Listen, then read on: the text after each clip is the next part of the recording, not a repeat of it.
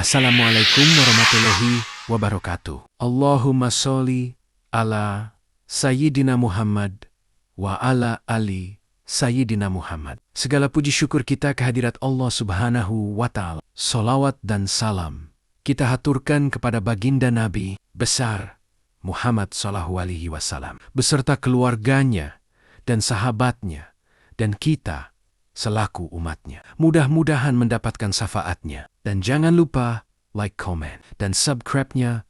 Mohon dukungannya agar kami lebih semangat untuk mengupload selalu dan mengembangkan kisah sejarah-sejarah di channel ini.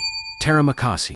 Yuk, kita lanjut. Kisah Nabi Musa alaihi salam singkat, mulai dari kecil hingga dewasa.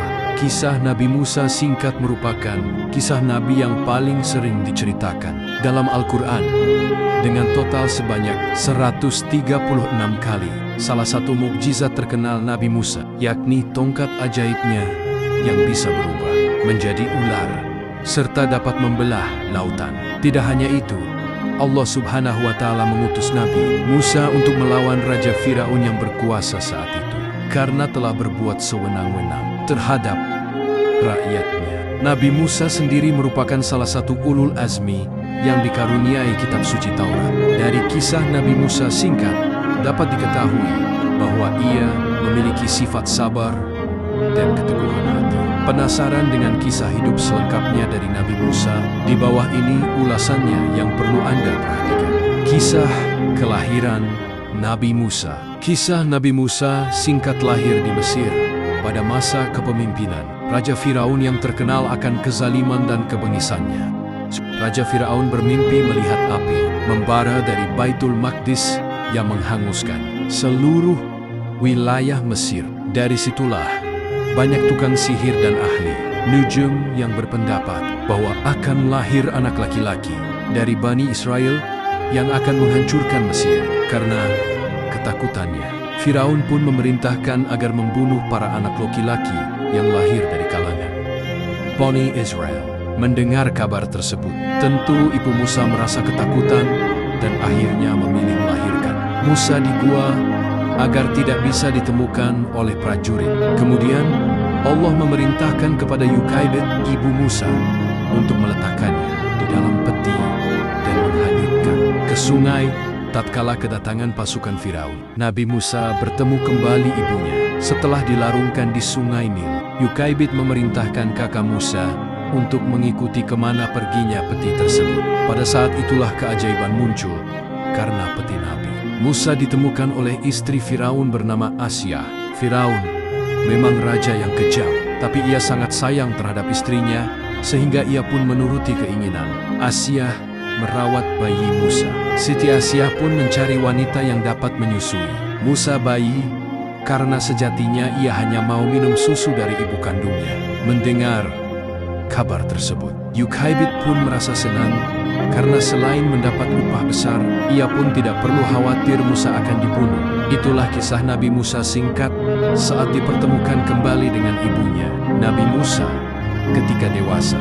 Setelah beranjak dewasa, Nabi Musa meninggalkan istana Firaun untuk berkelana karena keselamatannya sedang terancam. Sebab terdapat salah satu pasukan Firaun yang terbunuh oleh Nabi Musa karena ia mendamaikan kalangan Bani Israel. Musa yang pergi tanpa arah, tujuan bertemu dua orang gadis yang sedang memperebutkan air untuk binatang ternak mereka. Nabi Musa pun berusaha membantunya, dan ketika hendak pulang mereka mengundah Musa datang ke rumahnya. Kisah Nabi Musa singkat pun bertemu dengan Nabi Syuaib alaihissalam, dan ia menceritakan segala permasalahannya ketika di Mesir. Pada akhirnya Nabi Musa mendapat tawaran dari Nabi Syuaib, dan ia menceritakan segala permasalahannya ketika di Mesir. Pada akhirnya Nabi Musa mendapat tawaran dari Nabi Syuaib untuk menikah dengan salah satu putrinya, dan ia tinggal di Madian selama 10 tahun. Nabi Musa kembali ke Mesir. Nabi Musa teringat akan kaumnya, Bani Israel, yang tertindas oleh Firaun dan ia pun memutuskan kembali ke Mesir untuk membebaskan kaumnya dari penindasan. Nabi Musa didampingi Syafura, istrinya, menerima wahyu di Bukit Sarsina. Kisah Nabi Musa singkat. Pada saat menerima wahyu, ia melihat ada cahaya putih dan suara yang dikhususkan untuk Musa. Nabi Musa juga meminta kepada Allah Subhanahu wa Ta'ala untuk mengangkat Harun, saudara sepupunya, sebagai rasul karena ia lebih lancar berbicara ketimbang Musa. Setibanya di Mesir, Nabi Musa mengajak Firaun untuk kembali ke jalan benar sambil menunjukkan mukjizat yang diterima. Dariola, tentu saja, Firaun merasa murka dan ia pun memanggil seluruh tukang sihir yang ada di Mesir untuk melawan Nabi Musa alaih. Namun, tidak ada satupun yang berhasil mengalahkan mukjizat Nabi Musa, dan bahkan banyak tukang sihir yang mengikuti ajaran Musa. Firaun yang tidak terima itu menyiksa tukang sihir dan istrinya sampai meninggal. Firaun tenggelam di Laut Merah. Kisah Nabi Musa singkat yang ditentang keras oleh Firaun membuat Musa memutuskan untuk berpindah tempat bersama pengikutnya. Ternyata ia telah dikejar pasukan Firaun yang jumlahnya sekitar 1 juta orang, sementara pengikut Musa hanya 600 ribuan orang. Sesampainya rombongan Nabi Musa di hadapan Laut Merah, Allah memerintahkannya untuk memukul tongkat ke permukaan laut. Atas kuasa Allah Subhanahu wa Ta'ala, air laut dengan ombak tergulung berubah menjadi laut terbelah yang mencengangkan mata. Nabi Musa dan rombongannya segera melanjutkan perjalanan hingga tibalah di daratan. Sedangkan pasukan Firaun yang masih di tengah lautan akhirnya tenggelam tanpa ada yang selamat setelah Nabi Musa memukulnya kembali tongkatnya ke laut. Pertemuan Nabi Musa dan Nabi Khidir. Dikisahkan bahwa awal pertemuan Nabi Musa dan Nabi Khidir karena saat Musa ditanya tentang siapa orang paling pintar, ia menjawab dirinya bukan Allah Subhanahu wa Ta'ala. Kemudian Allah berfirman bahwa mempunyai hamba jauh lebih pintar yang ada di antara pertemuan dua laut. Selama perjalanannya bersama Nabi Khidir, ternyata kisah Nabi Musa singkat tidak bisa sabar dengan sikap Nabi Khidir. Akhirnya Nabi Khidir pun memberikan alasan terkait tindakannya yang melobangi perahu karena mencegah terjadinya perampokan oleh penguasa kejam. Adapun Nabi Khidir yang membunuh anak kecil karena takut ketika dewasa akan menjerumuskan orang tuanya ke jalan menyimpang. Nabi Khidir yang ditolak kedatangannya oleh penduduk desa berusaha mendirikan tembok hendak robots untuk melindungi anak yatim di dalamnya. Nabi Musa. Kisah Nabi Musa singkat yang selamat dari pasukan Firaun memilih tinggal bersama kaumnya Bani Israel. Konon wafatnya Nabi Musa karena pada saat itu pernah terjadi pemukulan hebat hingga bola matanya pecah ketika didatangi malaikat Israel, hingga pada akhirnya Nabi Musa memilih agar diwafatkan dan ingin segera bertemu Allah Subhanahu wa Ta'ala.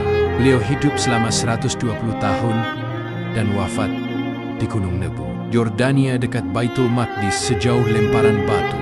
Mukjizat Nabi Musa. Mukjizat Allah kepada Nabi Musa bertujuan membuktikan bahwa kekuasaan Allah itu nyata dan ia memang mendapat wahyu untuk menyebarkan dakwah kepada umatnya. Berikut beberapa mukjizat Nabi Musa alaih. 1. Tongkat berubah menjadi ular. Ketika berhadapan dengan tukang sihir Raja Firaun, tongkat Nabi Musa bisa berubah bentuk menjadi ular. Ular besar milik Nabi Musa berhasil melahap seluruh ular kecil yang dibuat oleh para penyihir. 2. Tangan yang memancarkan sinar. Tangan Nabi Musa dapat memancarkan sinar berkilau ketika tangannya dimasukkan ke dalam ketiak. Kejadian ini lantas menyilaukan mata Firaun dan menganggapnya bahwa Musa adalah penyihir licik. 3. Mendatangkan angin topan, serbuan belalang, dan banjir. Allah Subhanahu wa Ta'ala juga memberikan Nabi Musa mukjizat berupa cara mendatangkan angin topan, serbuan belalang, hingga banjir kepada Firaun dan pengikutnya. Alhasil, kisah Nabi Musa singkat ini menimbulkan kerusakan tanaman, pertanian dan kelaparan di mana-mana. Hikmah kisah Nabi Musa. Berdasarkan kisah Nabi Musa tersebut dapat dipetik hikmahnya bahwa kesombongan adalah penyebab utama kehancuran yang harus dihindari oleh umat muslim.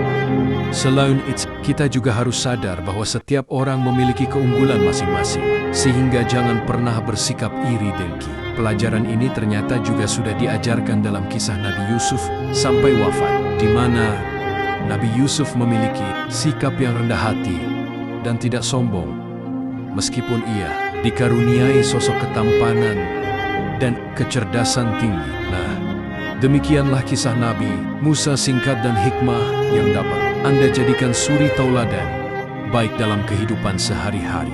Dari kisah tadi, semoga bermanfaat dan menjadi hamba Allah yang soleh dan soleha. Pula, agar lebih sabar dalam menuntut ilmu, menolong orang lain, maupun mengerjakan kegiatan lainnya.